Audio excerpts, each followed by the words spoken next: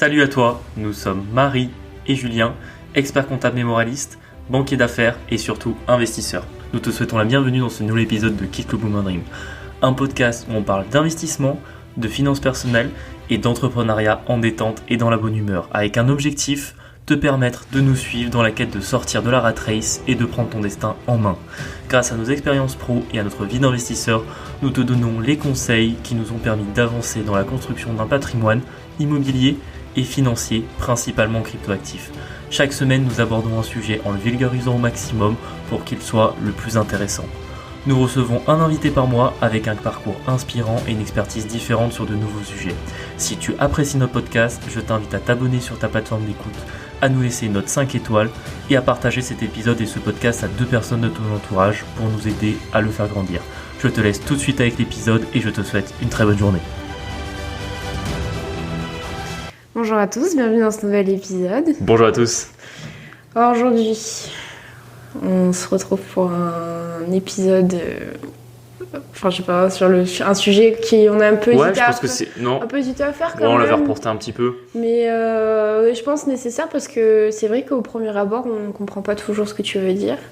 Quand tu dis que ton métier en banque est compliqué, etc., politique. C'est vrai que j'ai beaucoup envie de parler de la banque dans ce podcast et c'est vrai que finalement je l'ai pas fait tant que ça à part pour en parler ce qui se rapprochait directement à l'investissement. Il adore bitcher sur la banque.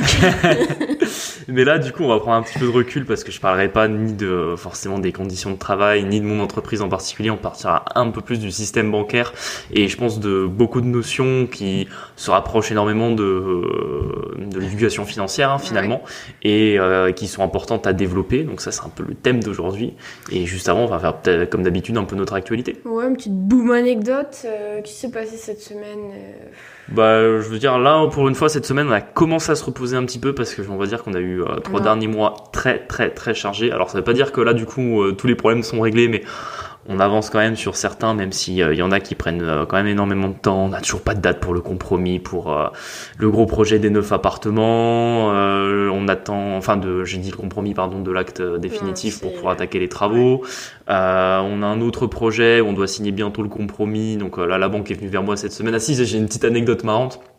Parce qu'en fait, du coup, sur ce projet-là, à la base, l'agent immobilier m'a demandé si on pouvait faire le compromis en agence. Donc, bien évidemment, j'ai refusé. Et vous vous souvenez qu'on vous a dit, si vous suivez assidûment notre podcast, qu'on vous a bien dit qu'à chaque fois que vous signez un bien immobilier, l'agent immobilier pouvait vous proposer de signer un compromis de vente directement en agence, qu'il fallait toujours refuser pour aller chez le notaire parce que ça permet quand même de faire quelque chose de plus complexe, ça coûte pas plus cher et que ça sera mieux pour vous, pour vos droits, parce qu'au moins, dès le compromis, votre notaire pourra bien vérifier, on va dire qu'il y a pas de problème et pas de couilles dans l'histoire. Et effectivement, là en plus on achète des locaux commerciaux dans une résidence, les locaux sont divisés en deux. Enfin, il y a quand même beaucoup de choses à vérifier. Donc bien évidemment, je voulais absolument qu'on passe par notaire.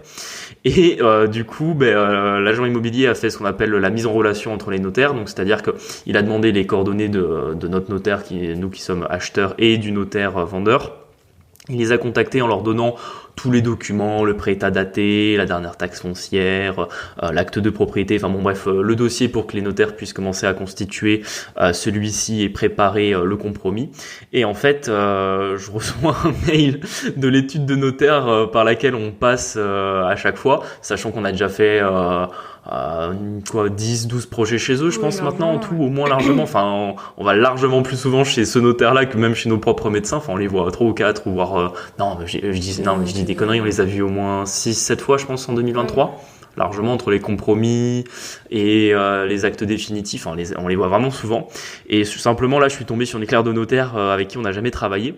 Et en fait, elle m'a fait un mail en me disant que notre notaire représentait le vendeur et que moi du coup je devais m'adresser à un notaire de Bessan qui allait représenter mes intérêts dans ce dossier. C'est-à-dire qu'il y avait eu un quiproquo dans les notaires et qu'ils avaient inversé qui représentait qui, alors que bien sûr c'est l'étude de notaire par laquelle je passe à chaque fois. Et en fait le matin, je pas, je me lève, je regarde le mail vers 8h30, je me dis bon, encore une merde à régler, j'enverrai un mail en fin de matinée.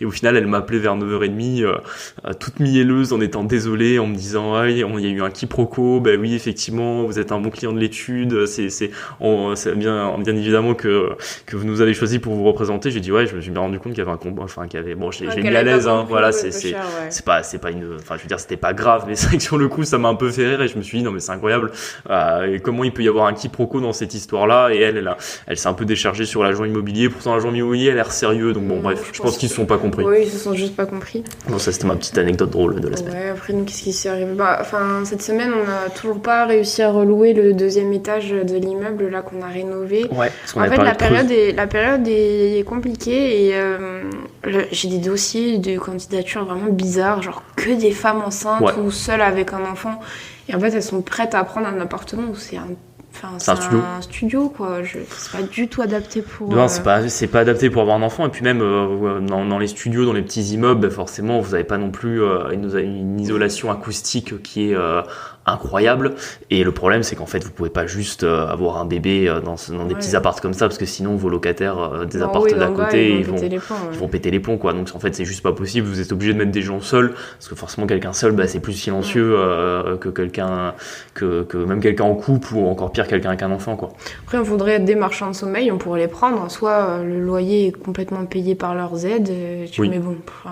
C'est là où vous voyez que en fait, on vit souvent dans un pays où être marchand de sommeil, c'est beaucoup plus facile que d'être un investisseur responsable et de faire les choses bien, quoi. Alors, on perd de l'argent en le louant pas, mais bon, on préfère attendre d'avoir des candidatures sérieuses, ça va tomber. C'est ça, surtout que là, comme tu dis, dans les dossiers, c'est même pas une question de savoir si on va être payé ou quoi, c'est juste une question, voilà, à un moment donné, on veut faire les choses bien, et c'est hors de question de laisser une famille avec des enfants dans des appartements. Mais ça montre aussi, tu vois, des stats, tu vois, si on dézoome un petit peu de notre situation personnelle et qu'on regarde le marché à l'échelle un peu plus macro, il y a un gros déficit de logements sociaux en France, et en réalité, si t'as une femme seule avec un enfant que tu travailles pas, en fait, t'as besoin d'un logement social, quoi. C'est-à-dire un logement qui est construit par l'État où t'auras un loyer modéré, et au moins quand c'est dans ces conditions-là, le bailleur social, il peut te donner tout de suite un T2 ou un T3, ce qui te permet quand même d'être à l'aise avec ton enfant, quoi. Et nous, clairement, on n'est pas HLM, quoi. Je veux dire, on est des investisseurs particuliers, donc on peut pas proposer ce type de bien. Et le fait que ces gens-là nous demandent, ça montre quand même qu'en fait ils n'arrivent pas à se loger dans le... Je te jure que c'est au moins, je pense, 40% des demandes que j'ai eues, c'est un truc de fou. Enfin bon. Et hier j'ai eu pas un petit coup de mou, mais alors pour ceux qui suivent un petit peu Julien, surtout sur Instagram, on fait de la force athlétique, powerlifting on appelle ça, et on s'entraîne dans la salle de Corentin Clément qui était passé dans le podcast, qu'on avait reçu. Et ça me fait rire parce que du coup, il y a toute une petite bande qui s'entraîne là. Ils sont pas beaucoup en soi dans la salle de Coco, mais ils sont tous sympas, etc. Ils sont tous plutôt jeunes. Et c'est vrai qu'on parlait des âges, etc. Alors nous, on est un peu plus âgés qu'eux en moyenne. Je pense qu'on a 3 ans de plus. Et ils sont tous coachs, ils vivent tous d'un business en ligne, etc. Ça a l'air d'être la slow life en tout cas. Ouais. Et du coup, je me disais, putain, en vrai, nous, on charbonne comme des cons. Pas comme des cons, mais tu vois, j'ai l'impression qu'on vit pas notre vingtaine de la même manière. Ouais, c'est vrai. Ça m'a mis un petit coup, je me suis dit, putain, nous, on va faire 27 cette année, là. Et au final, les 5 dernières années, on a l'impression qu'on a fait que travailler. On a fait que travailler. J'ai l'impression que c'était l'année dernière que j'avais 23 ans comme eux, et en fait, non. Et c'est vrai que voilà, mais ça permet de rebondir un petit peu sur le podcast qu'on avait fait la semaine dernière, c'est de garder ses objectifs en tête. On sait que voilà, dans 6 mois, c'est terminé. C'est ça, nous, c'est la dernière année. Alors c'est vrai que on viendra faire aussi notre seul objectif de la journée, ça sera d'aller faire notre séance de sport. Mais c'est vrai qu'on a un peu des fois ce petit coup de mou, c'est que c'est long, comme on vous l'a toujours dit, il y a pas de secret. Si vous voulez votre indépendance financière, et dans tous les cas c'est long, et si vous passez par l'immobilier, c'est long aussi. Et en fait, nous, ça commence juste à nous sembler un petit peu long, parce que on est dans des périodes où en fait on a beaucoup de travail, beaucoup de problèmes. peu de satisfaction et de loisirs à côté, parce que forcément, qui dit beaucoup de travail dit peu de temps libre, donc qui dit peu de temps libre dit peu de moments un peu sympas. Et c'est vrai que des fois, on peut un peu avoir l'impression de juste de nager et de pas voir le bout. Alors même si le bout là, on commence vraiment à le voir arriver, mais on est aussi du coup en même temps dans la période où c'est le plus compliqué parce que on approche de la fin et en même temps comme je veux dire la boule de neige qu'on a lancée des investissements qu'on a fait, elle devient très grosse et c'est toujours pareil, petits investissements, petits problèmes, gros investissements, gros problèmes, et nous on est dans les gros problèmes. Donc quand je dis gros problèmes, c'est rien de grave, c'est juste qu'on en a beaucoup à gérer et c'est vrai qu'au quotidien c'est parfois un peu pesant. Donc je comprends un peu le coup de mou que tu as pu avoir. C'est ça. Enfin bon. Bref, en tout cas, ça nous a fait du bien de les voir, ça c'est sûr. Oui, ça c'était, on a passé une très bonne soirée. Le sujet du jour, du coup, on va parler de l'éthique du système bancaire et pourquoi est-ce que le système bancaire vole votre argent. Un des sujets favoris de Julien, vu que c'est son domaine. C'est vrai que j'aime bien ce sujet. Ouais. On va commencer, je pense, du coup. Ouais, déjà, pourquoi on choisit ce titre et pourquoi on choisit ce sujet, c'est que... Personne n'en a conscience, en vrai. En fait, très peu de personnes en ont. Alors forcément, quand vous êtes un peu sur Internet et que vous abordez un petit peu tous ces sujets de liberté financière, vous pouvez avoir des gens qui vous en parlent et qui vous expliquent un petit peu comment fonctionne le système financier aujourd'hui, comment la banque a une place prédominante là-dessus et comment elle se sert allègrement sur les épargnants, donc sur les gens qui ont de l'argent et qui la placent dans leurs établissements. Et en fait, moi, l'ayant vu de l'intérieur, c'est vrai que... Ça fait combien maintenant ? Ça fait 5 ans que je travaille dans la même banque et c'est vrai que il y a des jours où j'arrive encore à être choqué au bout de 5 ans tellement il y a des situations qui me paraissent aberrantes et que en fait on vend la banque vend des services qui ne sont pas remplis ou en fait les épargnants sont clairement perdants sur beaucoup de sujets et en fait le système est juste comme ça, c'est-à-dire qu'en fait les clients ils sont pas plus mal dans cette banque que dans une autre ou je veux dire légalement il y a rien d'illégal mais c'est qu'en fait le système est fait pour qu'en fait la banque elle s'enrichit, en gros elle prend 80% des gains et vous prenez 20% des pertes, en fait c'est plutôt comme ça que ça fonctionne quoi. Donc c'est vrai que je pense que c'est un sujet qu'il faut qu'on creuse un petit peu, au moins pour que vous ayez des clés et que dans votre vie quotidienne et dans vos rapports avec vos établissements bancaires, vous ayez ces questions-là à l'esprit. Déjà, qu'est-ce qu'on appelle un système bancaire ? Chaque fois, tu me fais les définitions vagues. Mais parce qu'en vrai, qu'est-ce qu'on appelle système bancaire ? Est-ce qu'on est obligé d'y participer En fait, le système bancaire, dans nos économies développées capitalistes, en fait, tout est basé sur de la dette. C'est-à-dire que pour créer de la valeur, on est obligé d'emprunter. Et typiquement, dans notre cas, si on veut acheter de l'immobilier, on est obligé de lever de la dette parce qu'en fait, on n'a pas juste assez de fonds que pour pouvoir acheter de l'immobilier directement. Donc, en fait, le pari qui est pris, c'est que nous, on lève de la dette, par exemple, à 1, 2, 3, 4% d'intérêt, qu'on va acheter des biens immobiliers qui vont nous rapporter 10, 12, 15%, parfois plus si on intègre la plus-value au moment où on revend, etc. Et en fait, on dégage une marge entre les deux qui nous permet de vivre ou de réinvestir. Et tout le système capitaliste est basé comme ça, particulièrement celui des entreprises où c'est pareil. Une entreprise, elle va emprunter à 5, 6, 7%. Elle va arriver à faire tourner ce cash en créant de la valeur à 20, 30, 40%. Et c'est sa marge entre les deux qui va faire que l'entreprise sera pérenne. Du coup, c'est un truc à échelle mondiale. Tout à fait. Et qui est propriétaire des banques ? En fait, ça dépend quelle banque. Il y a des banques typiquement, si on prend les banques françaises, en fait, elles sont détenues par les actionnaires, donc plus ou moins par les fonds de pension directement. C'est-à-dire que si vous prenez BNP, Crédit Agricole, Société Générale, c'est les plus grosses qui sont cotées. Là, en fait, c'est tout simplement c'est le marché qui les détient. Donc, en fait, vous n'avez pas de gros actionnaires, c'est-à-dire vous n'avez pas un bonhomme ou une famille qui est derrière qui tient la banque. Par exemple, pour le cas du groupe Crédit Agricole, c'est les caisses régionales. Donc en fait, c'est la banque elle-même qui détient des parts de l'entité cotée et les caisses régionales, elles sont elles-mêmes détenues. Ça, par contre, c'est là où peut-être on creusera un petit peu après, parce souvent des personnes physiques qui ont des grosses parts dans les caisses régionales de Crédit Agricole. Mais par exemple, BNP, c'est un peu le marché, donc vous allez avoir des épargnants, des étrangers. Je crois que l'État, il a quelques pourcentages aussi dans le capital des banques. Je me demandais s'il y a des institutions publiques qui sont propriétaires des banques. Alors en France pas particulièrement, mais il peut y avoir des pays où effectivement les grandes banques sont détenues majoritairement par un État. C'est quand même assez rare parce qu'en fait c'est souvent mal vu quand un État a une place trop importante dans un système financier. Donc à l'échelle mondiale, alors à part dans les pays peut-être plus émergents, type Russie, Chine, Brésil, où là l'État peut détenir en direct certaines banques. En général en Europe, aux États-Unis, c'est pas le cas. Les pays communistes, du coup. Non, c'est pas une question de pays communistes. Non, c'est juste une question de savoir si c'est plutôt des économies plus dirigistes, parce qu'aujourd'hui on peut pas dire que la Chine est communiste en termes d'économie, elle est plutôt dirigiste.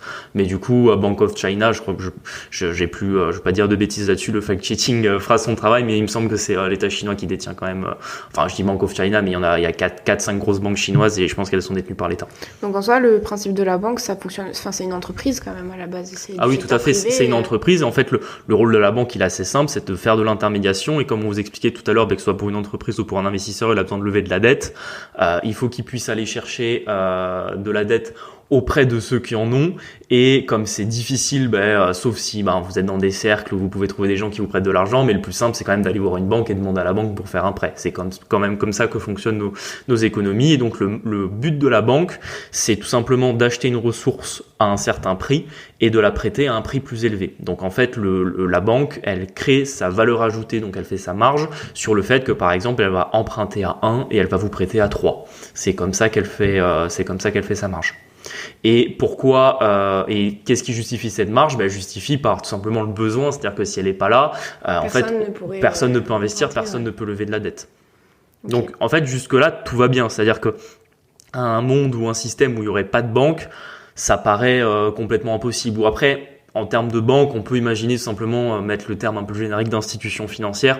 On peut pas imaginer un monde où il n'y a pas des institutions financières qui viennent permettre de faire circuler l'argent entre ceux qui en ont et ceux qui en ont besoin. Pourquoi je dis institutions financières? C'est que typiquement, si on parle un peu du marché des cryptos, on pourrait imaginer des méthodes un peu plus décentralisées où on aurait par exemple des plateformes qui mettraient en place de l'intermédiation entre justement des gens qui auraient des fonds et ceux qui en auraient besoin. Mais grosso modo, plus ou moins dans le monde dans lequel on fonctionne aujourd'hui, je pense que dans 100 ans, les banques, elles sont encore là et elles auront peut-être encore plus de place dans l'économie qu'elles en ont aujourd'hui.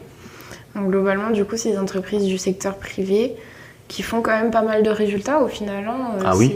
Là, il y a les résultats qui ont été publiés. Alors, je sais pas si vous les avez vus, mais grosso modo, on est déjà sur des résultats records, que ce soit pour BNP, Crédit Agricole. Alors, Société Générale, eux, ils sont toujours pas bien depuis l'affaire Kerviel. Alors, je vais pas rentrer dans les détails, mais si vous avez un peu la référence, Kerviel, c'était un trader qui pendant la crise des subprimes avait fait des énormes pertes. Il avait fait perdre 4 milliards, je crois, à la Société Générale.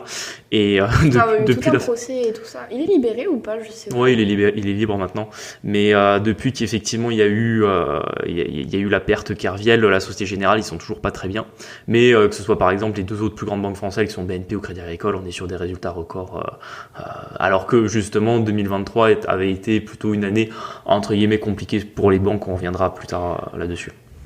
C'est rigolo que ce soit des années records alors que monsieur, madame, tout le monde, ils ont du mal à emprunter. Exactement, mais ça on y reviendra tout à l'heure, c'est parce qu'en fait ils ont trouvé d'autres manières que le crédit pour entre guillemets piquer l'argent des gens. Parce que du coup, si on refait un petit état des lieux de ce que la banque peut faire, alors bien sûr sa fonction première c'est de prêter de l'argent. Mais c'est plus du tout ce qui leur première source de revenus aujourd'hui. Et c'est là tout le problème, c'est-à-dire que en fait, si on s'arrêtait uniquement sur la banque gagne de l'argent quand elle fait des prêts, en fait, il y aurait pas de souci, on ferait pas cet épisode. La vraie réalité, c'est qu'aujourd'hui, l'activité d'intermédiation de prêt n'est plus du tout l'activité la plus rentable des banques, et c'est pas là où en fait elles viennent piquer votre argent, parce qu'en fait, c'est juste normal que si vous avez quelqu'un qui peut emprunter de l'argent à 1, il vous le prête à 3, parce que tout simplement une banque elle est plus solvable que vous. Donc en fait, c'est logique qu'une banque elle ait droit à un taux d'intérêt qui soit inférieur au vôtre. Ça, c'est totalement normal. C'est comme si vous prenez Total, le taux d'une obligation, donc d'un prêt fait à Total, sera inférieur à un prêt qu'on fera à une entreprise plus petite ou plus risquée entre guillemets. Ça jusque-là, c'est totalement normal. C'est qu'en fait, on corrèle le risque pris par rapport à la qualité d'un emprunteur avec celui pris par un autre emprunteur qui est mieux noté. Donc c'est comme ça qu'on voit quel taux d'intérêt on donne à chacun. Et ça dépend aussi du marché des taux qui, comme on l'a vu dans d'autres épisodes, a pas mal bougé depuis 2022. Donc en fait, s'il y avait que le marché des taux et l'intermédiation du crédit, en fait, il n'y aurait pas de souci. Même si Déjà là-dedans, peut-être on peut déjà parler des LTRO maintenant, comme ça ce sera fait. Ah oui, un peu. Ouais. Alors le LTRO, c'est un gros mot que vous avez peut-être entendu. Ça fait un peu peur. Oui, c'est un mot qui fait peur, grosso modo. C'est depuis la crise des subprimes et les banques européennes avaient eu des pertes, avaient eu des problèmes de financement sur les marchés. Vas-y, La Banque Centrale chauffe Européenne... ton accent anglais, vas-y. Hein non, mais je vais pas dire l'abréviation, de toute façon, ça n'a pas grand intérêt. Long Term Refinancing Operation. Voilà, c'est ça, et merci. Parce qu'en plus, j'avais plus en tête. Le LTRO, grosso modo, c'est un prêt de la Banque centrale la Banque centrale européenne prête de l'argent aux banques européennes à long terme et avec un taux d'intérêt préférentiel. Donc, en d'autres termes, normalement, une banque, comment est-ce qu'elle se finance? Donc, soit elle va aller voir une autre banque plus solvable. Ça, malheureusement, depuis la crise des subprimes, les banques, elles se font plus trop confiance entre elles. Donc, il y a très peu de prêts entre banques. La plupart du temps, quand une banque a besoin de se financer, elle va voir la Banque centrale. Donc la Banque Centrale Européenne, je pense que vous en avez tous entendu parler, c'est la BCE avec Christine Lagarde, c'est elle qui détermine le marché des taux en Europe. La banque, elle va voir la Banque Centrale, elle lui dit j'ai besoin d'un prêt, et la Banque Centrale, en fonction du marché des taux, elle lui fait justement ce prêt-là. Donc là actuellement, le prêt, on est entre, je vais pas dire de bêtises, on est entre 4 et 4,25 ou 4,25 et 4,50, je sais plus, le taux de la Banque Centrale Européenne. Et donc jusque là, ça paraît normal, et normalement, c'est des prêts au jour le jour. C'est-à-dire qu'en gros, chaque jour, les banques européennes voient combien elles doivent à la Banque centrale et la Banque centrale détermine quel intérêt elles doivent payer par rapport à ces prêts au jour le jour. Jusque-là, c'est simple. Le LTRO, c'est un mécanisme où la Banque centrale, au lieu de faire des prêts au jour le jour, elle a dit je vous fais un prêt pour 4 ans, comme ça au moins pendant 4 ans vous avez l'argent et vous en faites ce que vous voulez. Et en plus de ça, au lieu que vous payiez, à l'époque, le taux, les banques, elles auraient dû payer 1%. À la place que vous payez 1%, en fait, votre taux, il est à moins 0,5. Donc en gros, ça veut dire qu'au lieu que ce soit les banques qui payent 1% d'intérêt à la Banque centrale, c'est la Banque centrale qui donne 0,5% d'intérêt aux banques. Donc c'est un prêt à taux négatif. C'est beau ça. Et pourquoi c'était mis en place? C'était mis en place pour renforcer les fonds propres des banques, donc en gros pour faire en sorte qu'elles aient plus de fonds disponibles et qu'elles puissent entre guillemets renforcer leur bilan et être considérées comme plus solvables. Donc encore jusque là on peut dire que c'est logique, mais le problème c'est qu'en fait c'est un peu pour ça qu'on a de l'inflation aujourd'hui. C'est-à-dire que la Banque Centrale Européenne a donné gratuitement de l'argent aux banques. J'allais te demander, du coup, la Banque Centrale, on suppose qu'elle a des fonds propres solides quand même. Si c'est elle qui prête à tout le monde, elle achète à qui? La Banque Centrale, en fait, c'est... Ou elle la produit directement, du coup. Oui, en fait, la Banque Centrale, c'est elle qui produit la monnaie, donc elle peut pas manquer d'argent, entre guillemets. Mais c'est aussi pour ça qu'on a de l'inflation, c'est-à-dire que la Banque Centrale Européenne, elle a sorti énormément d'argent qu'elle a injecté dans le système monétaire par le biais des banques privées. Ouais. Et en fait, au bout d'un moment, forcément, on a une augmentation de la masse monétaire en circulation. Même si au début, la monnaie met du temps à circuler, il y a un moment donné où il y a une accélération de la circulation de celle-ci, et forcément, c'est ce qui crée de l'inflation qu'on a depuis fin 2021. Ok. Donc en fait, là déjà, vous avez une première source de pourquoi les banques vous piquent votre argent. Tout simplement parce que la Banque centrale a mis en place des mécanismes pour aider les banques à se financer. Ces mécanismes-là, à long terme, ont nécessairement créé de l'inflation qui sont venus gréver votre pouvoir d'achat et diminuer la valeur de votre épargne. Et on le voit particulièrement sur les spéculations sur les classes d'actifs, que ce soit les actions ou l'immobilier. Si depuis 2010, il y a eu une augmentation significative en Europe, c'est principalement parce que les fonds qu'ont débloqué ces banques-là, qui ont été injectés dans l'économie, sont partis se reporter sur cette classe d'actifs. Donc là, on a déjà une source un peu macroéconomique de pourquoi les banques vous piquent votre argent. Parce qu'en fait, elles bénéficient de prêts entre guillemets injustes, parce qu'en fait, une banque, c'est une entreprise privée. C'est elle qui doit se débrouiller pour trouver de la ressource au meilleur prix et qui doit fixer ses prix de marché en fonction de la ressource qu'elle achète. Et là, en fait, on a la Banque Centrale Européenne qui a dit je vous donne de l'argent quasi gratuit, même à taux négatif, donc en fait, vous me rendez moins que ce que je vous ai donné, et la différence, vous le gardez en marche. Donc, c'est-à-dire que les banques européennes, il y a encore jusqu'à 2-3 ans, quand elles prêtaient à 1% en épargnant, en fait, elles remboursaient moins 0,05 à la Banque Centrale Européenne, donc elles gagnaient 1,5 et pas 1. Mais c'est dingue ça, parce que du coup, elle est pas rentable. Si, justement. Elle gagne 1,5 alors qu'elle devrait gagner 1. Et c'est pour ça que les taux étaient si bas. Okay. Et le vrai problème, c'est que les taux bas, c'est un vrai souci. Alors, c'est bien qu'on veut investir dans l'immobilier, mais en soi, les taux bas, ça profite avant tout à ceux qui ont beaucoup d'argent. Pourquoi ? Parce que plus tu as d'argent, plus tu peux lever de la dette. Et lever beaucoup de dette à 1, en fait, ça coûte quasiment rien par rapport à la levée à 10, tu vois.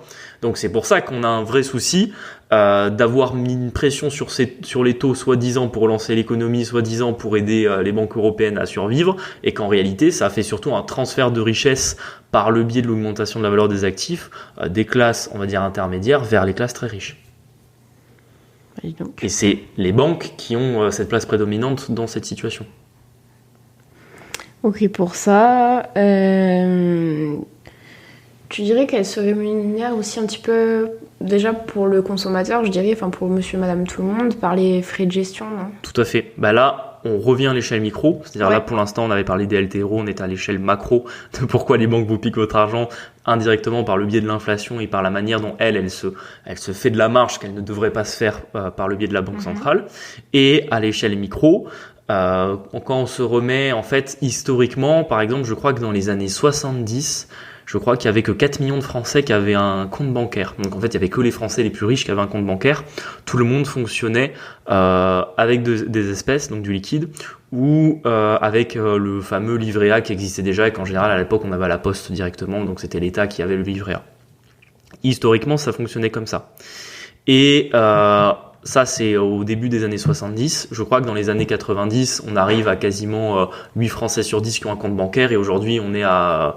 Je crois pas qu'il y ait encore des Français qui n'ont pas de compte bancaire. Tout le monde a un compte bancaire.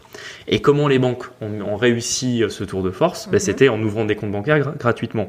C'est-à-dire que quand vous alliez ouvrir un compte dans une banque, mais en fait c'était gratuit, vous n'aviez pas de frais bancaires, parce que forcément si vous aviez des frais et que vous n'aviez pas besoin d'un compte bancaire, personne n'allait ouvrir de nouveaux comptes bancaires. Donc ils ont dit très bien, on veut que les Français ouvrent des comptes bancaires comme ça, ils placent leur argent à la banque et les banques elles peuvent aller les placer sur les marchés. Et pour ça il faut qu'ils ouvrent des comptes bancaires, du coup on leur met des frais bancaires à zéro. Et depuis, on va dire, les années 2010 et que les taux ont commencé à sensiblement baisser, les banques ont dit bon, on n'est plus assez rentable sur l'activité de crédit, il faut qu'on trouve un autre moyen de se financer.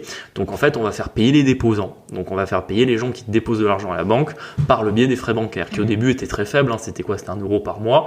Et là aujourd'hui, sur la plupart des offres bancaires que vous avez, alors sauf les banques en ligne qui justement ont cet aspect pratique d'avoir des frais à zéro, mais dans la plupart des banques, vous êtes grosso modo à 10 euros par mois en moyenne.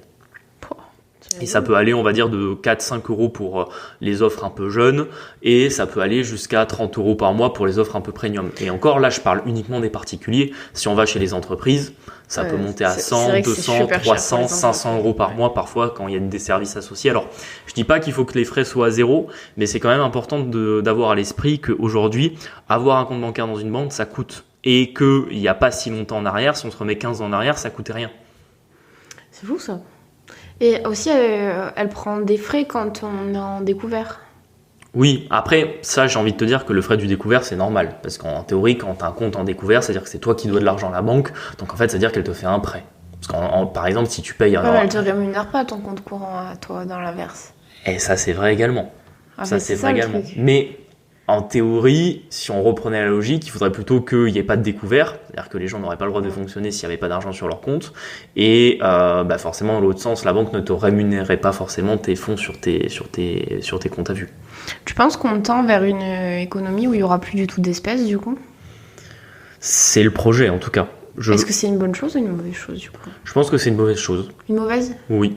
Je pense que c'est une mauvaise chose parce que à partir du moment où il n'y a plus d'espèces, c'est vachement plus facile pour les États de contrôler un petit peu qu'est-ce que chacun fait avec son argent. Parce que là, pour l'instant, des espèces, l'État et les banques peuvent pas savoir ce que vous en faites, que vous les mettez sous votre matelas ou que vous allez les dépenser en achetant des choses sur le bon coin. En fait, l'État peut pas le savoir. Le jour où tout est tracé, où tout passe par les banques, en réalité, il y a un peu une perte de liberté de ce côté-là, de savoir comment on peut profiter et jouir individuellement de son patrimoine financier. Du coup, en plus, on peut pas, c'est trop centralisé, on peut pas s'extirper de ce système bancaire. Si, là aujourd'hui, on peut toujours être vigilant là-dessus et aller vers... Oui, il y a la crypto après. Non, mais aller vers la crypto, mais je veux dire, si on revient sur les frais bancaires, on peut toujours aller sur des offres particulières, on peut toujours les négocier auprès de sa banque, on peut aller sur les banques en ligne. Ça, jusque-là, c'est pas le souci. Mais maintenant, il faut quand même aborder le plus gros... je pense là le plus gros où les banques se gavent. Enfin, il y a même 2 domaines. Le premier, on va l'évacuer assez rapidement s'il n'y a pas grand chose à dire dessus, c'est l'assurance. C'est pour ça qu'aujourd'hui les banques, on appelle ça les banques assurances, parce que parmi les plus gros assureurs français aujourd'hui, vous avez la plupart des banques. Pourquoi? C'est que les banques se sont dit, il faut qu'on trouve des nouveaux moyens de se financer. L'assurance, c'est très très rentable. Il faut savoir que votre cotisation d'assurance, le principe de l'assurance, c'est assez simple, c'est-à-dire qu'en gros, chacun mutualise de l'argent pour faire face au risque d'un petit nombre. Donc par exemple, tout le monde paie une assurance habitation contre l'incendie. Probablement que dans votre vie, vous allez jamais connaître un incendie, mais vous aurez payé toute votre vie une assurance incendie qui, le jour où quelqu'un qui est assuré à un incendie, ça permettra de rembourser sa maison ou son appartement. Donc jusque-là, pas de problème. La seule chose, c'est qu'il faut quand même se rendre compte que sur les cotisations d'assurance, vous avez à peu près la moitié, c'est du bénéfice de l'assureur. Donc si vous payez 10 euros par mois, ça veut dire qu'en fait, il n'y a que 5 euros qui viennent couvrir les risques d'un incendie. Les 5 euros restants, ils viennent dans la poche de l'assureur et en l'espèce de la banque ou du groupe bancaire qui fait assureur en même temps. Donc ça déjà c'est le premier biais, on va l'évacuer rapidement parce que c'est obligatoire en plus, non, de faire assurer. Oui, déjà il y a beaucoup d'assurances qui sont obligatoires. Après l'assurance, je pense qu'elle pourrait être moins chère et qu'on pourrait plus contrôler les marges des assureurs. Après, néanmoins, c'est quand même nécessaire bien, et je pense qu'il n'y a pas grand-chose de plus à dire là-dessus. En revanche, l'autre domaine où les banques se gavent, c'est sur l'argent des épargnants. Donc c'est-à-dire que tous les Français qui viennent placer de l'argent dans leur banque, la banque va se rémunérer dessus. Donc ça va passer par les livrets. Donc typiquement quand par exemple vous avez un livret, le livret A c'est un peu particulier parce que c'est de l'épargne réglementée, l'État en prend une partie par la Caisse des dépôts et consignations, on va pas rentrer dans le détail, c'est un peu compliqué, mais grosso modo prenons le livret, un compte sur livret, donc ça c'est toutes les banques, elles en ont une, c'est elles qui décident de fixer leur taux en fonction de leurs conditions commerciales. Ouais. Vous pouvez par exemple avoir un livret à 1,5%. Faut savoir qu'aujourd'hui, si la banque vous rémunère votre livret 1,5%, elle se gave d'à peu près 3% dessus. C'est fou ça. Donc ça veut déjà dire que si vous gagnez 1,5, la banque gagne 3. Donc déjà vous voyez le partage du bénéfice entre les deux. Surtout ce qu'on va appeler les DAT, donc dépôt à terme ou compte à terme, ça va être à peu près le même raisonnement. Et après on va passer dans ce qu'on appelle l'épargne hors bilan. Donc, c'est-à-dire en dehors du bilan de la banque qui va être la plupart du temps chez les assureurs, donc l'assurance vie ou les comptes titres. Comptes titres. Et d'abord l'assurance vie. Ouais. L'assurance vie, c'est pour ça qu'on vous dit toujours d'éviter l'assurance vie. On avait fait un épisode où on en avait parlé, on avait décrit un peu ces produits bancaires. La problématique, c'est que l'assureur va vous prendre des frais, en moyenne 1% du montant de votre contrat. Ensuite, à l'intérieur de ce contrat-là, vous allez placer sur différents fonds et soit vous utilisez le fonds en euros de la banque, mais aujourd'hui les assureurs vous encouragent à aller faire ce qu'on appelle des unités de compte, c'est-à-dire chercher d'autres fonds. Et ces autres fonds sont eux-mêmes dans des institutions financières, donc des fonds de pension ou tout simplement Fidelity, BlackRock, Vanguard, des grandes maisons qui créent des fonds communs de placement tout simplement, où vous placez votre argent à l'intérieur, qui vous permettent de vous exposer plus ou moins à des classes d'actifs comme des actions, des obligations, des matières premières, même parfois de l'immobilier. Et eux vont reprendre des frais à l'intérieur. Voir si ce fonds-là détient des parts de d'autres fonds, ce qui arrive aussi, ces autres fonds vont eux-mêmes reprendre des frais aussi. Donc en fait, on arrive à une situation où quand vous allez investir sur les marchés actions, par exemple américains, si on vous dit qu'ils ont fait 10% en 2023, en fait, vous allez gagner 4% net à peu près. C'est-à-dire que sur les 10% que vous auriez dû gagner, il y a à peu près 60% qui partent en frais de gestion. Et ça, c'est avant fiscalité, bien évidemment.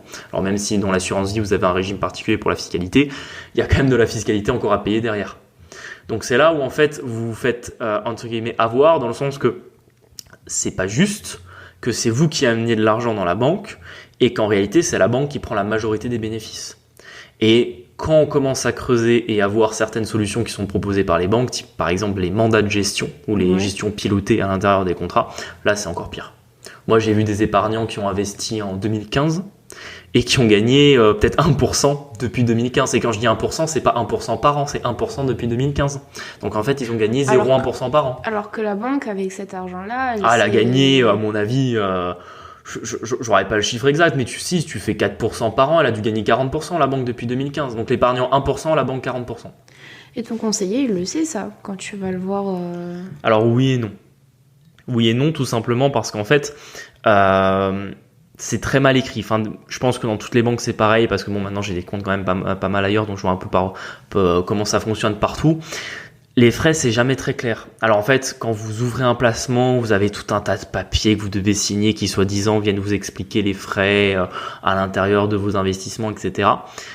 Faut savoir que c'est très peu transparent, c'est-à-dire qu'il y a toujours un moment donné où en fait il y a des frais qui vont pas apparaître, ou alors qu'on va vous donner des performances brutes, des performances nettes. En tant qu'épargnant, c'est très difficile pour s'y retrouver, même pour quelqu'un qui est formé en finance.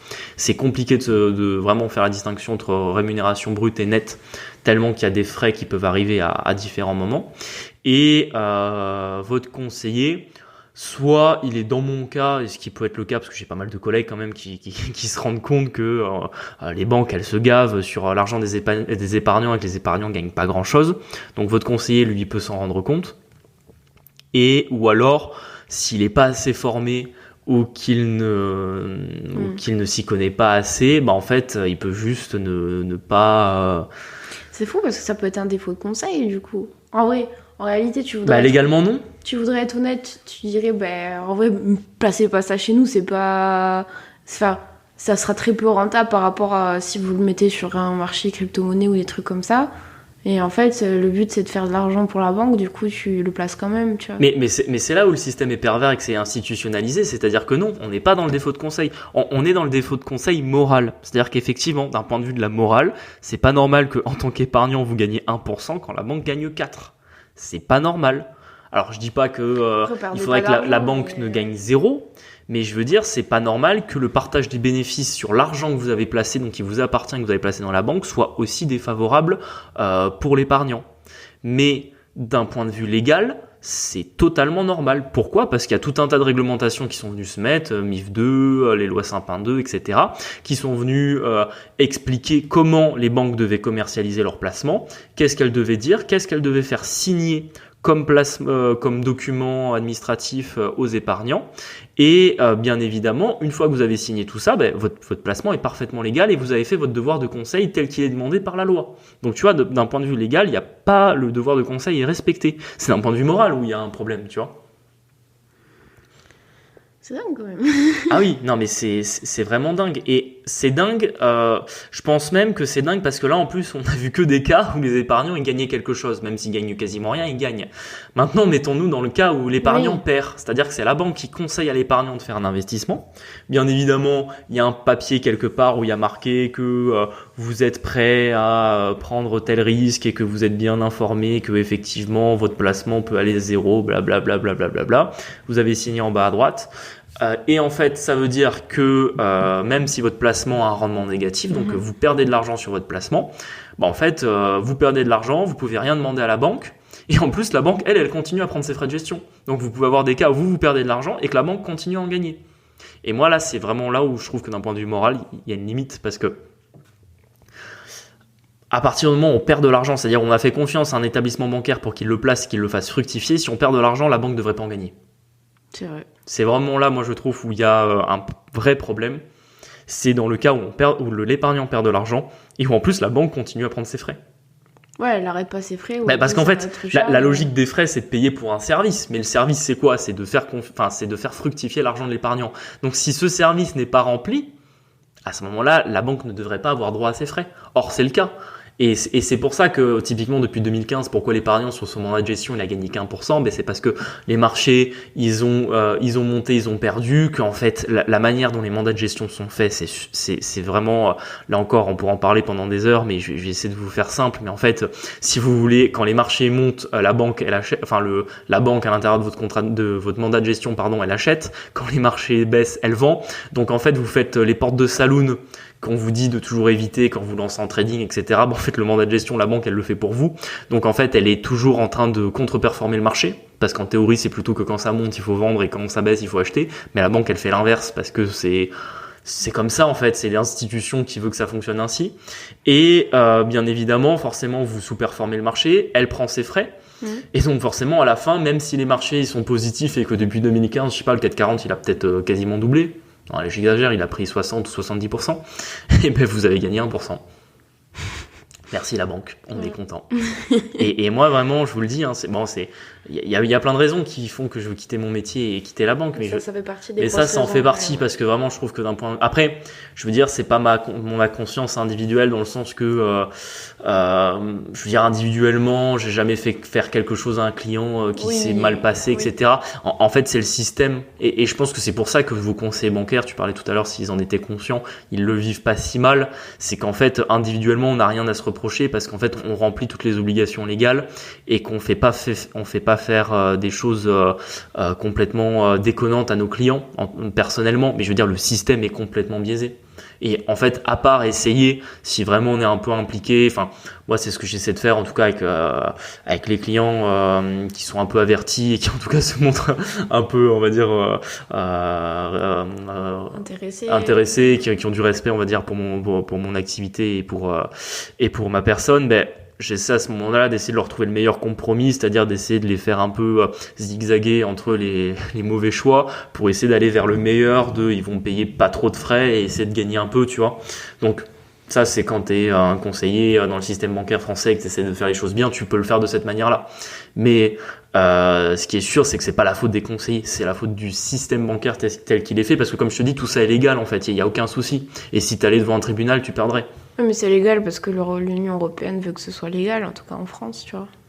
Oui, mais aux États-Unis, ça fonctionne pareil. Ah ouais. Donc c'est pas la faute de l'Union européenne, c'est le système bancaire qui est fait aujourd'hui qui vient piquer l'argent des épargnants. Et c'est pour ça que des fois vous avez des catastrophistes sur Internet qui vous disent que demain ça va s'effondrer, que tout le monde va perdre son argent.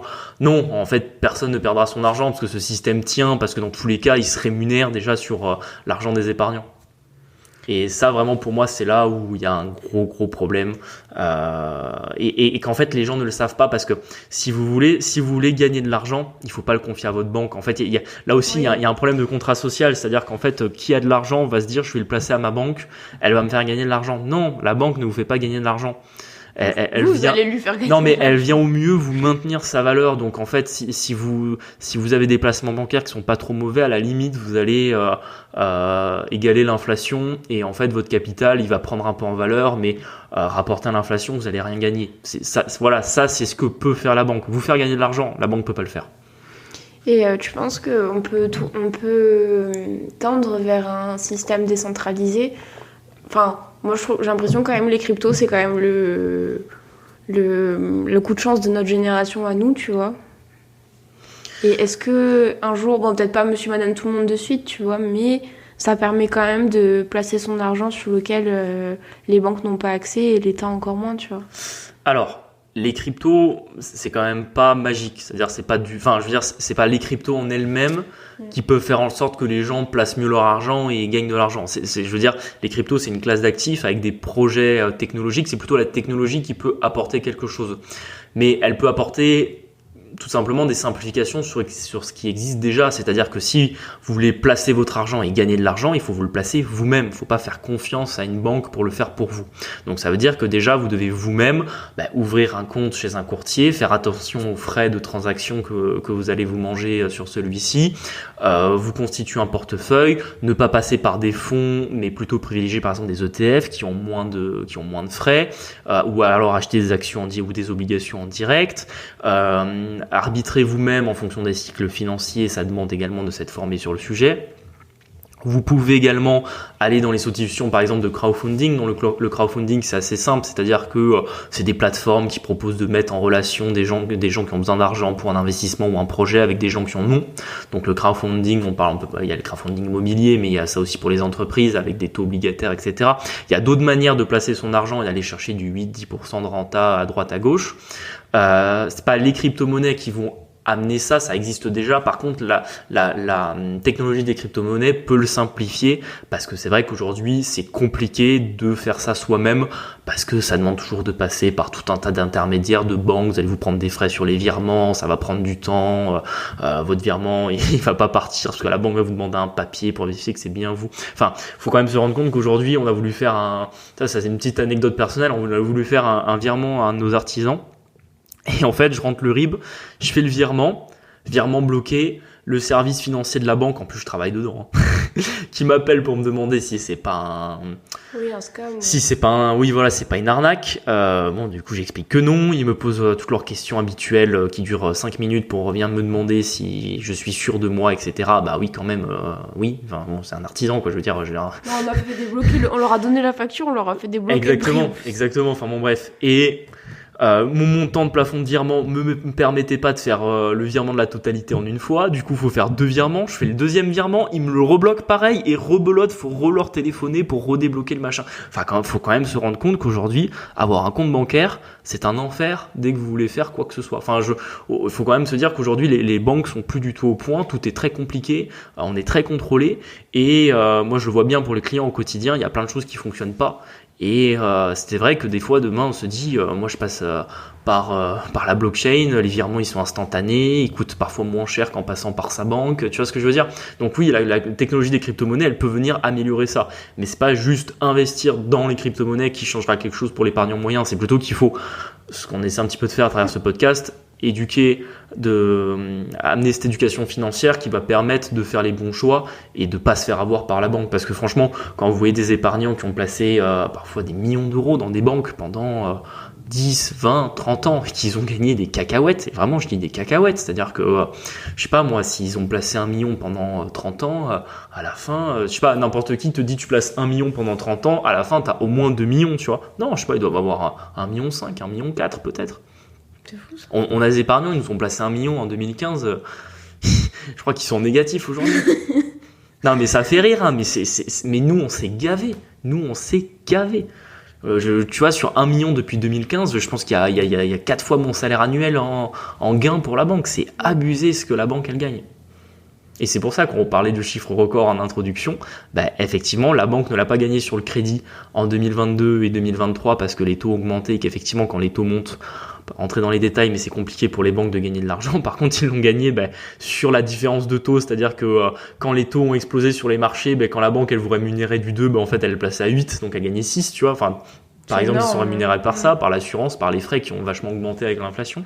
Donc voilà, la banque vous pique votre argent de toutes ces manières-là, et c'est pour ça que autant quand on parle par exemple des stratégies immobilières, quand on vous dit d'être copain avec votre banque, etc., quand vous voulez faire du prêt, effectivement, ces questions-là, elles rentrent un petit peu en second parce que forcément, vous voulez être sexy pour la banque, vous voulez avant tout avoir votre prêt parce que vous, ça va permettre de lever de la dette et d'aller chercher beaucoup plus de création de richesse à votre échelle que simplement ce que ça va vous coûter à votre banque en frais divers et variés.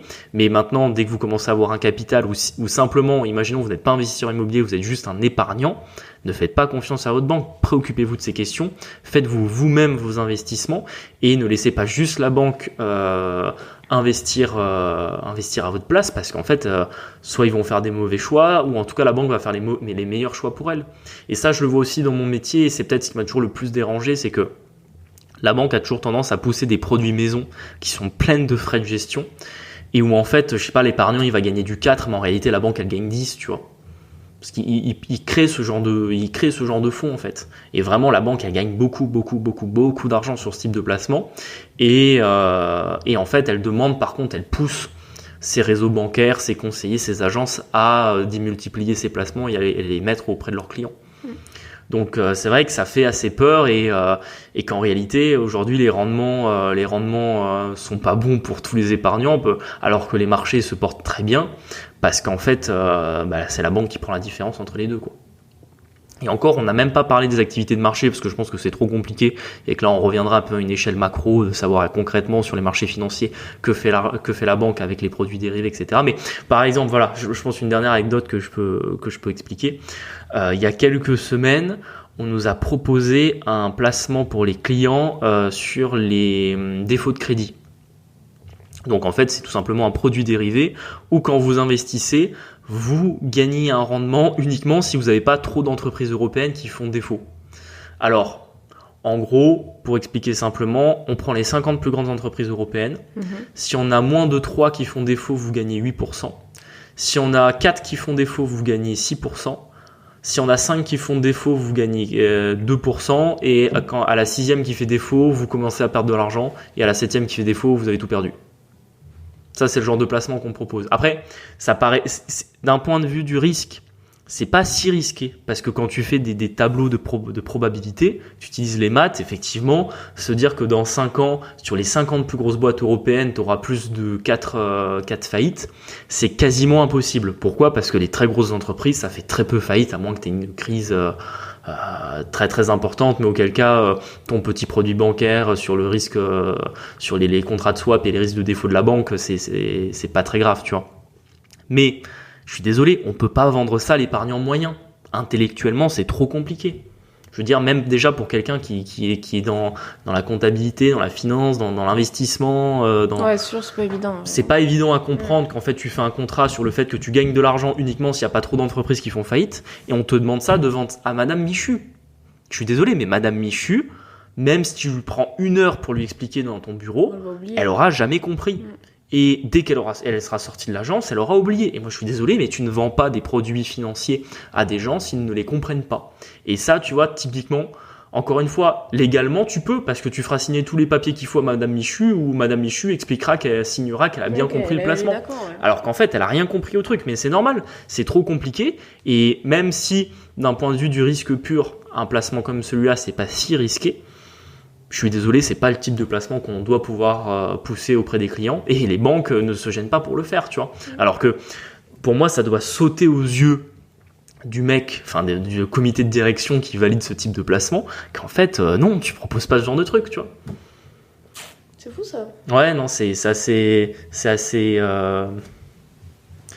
dingue de se dire que ça fonctionne ainsi, quoi. Je pense qu'on arrive petit à petit. Ouais, non, on a fait tous les sujets, ou reste encore quelque chose? On a fait tous les sujets.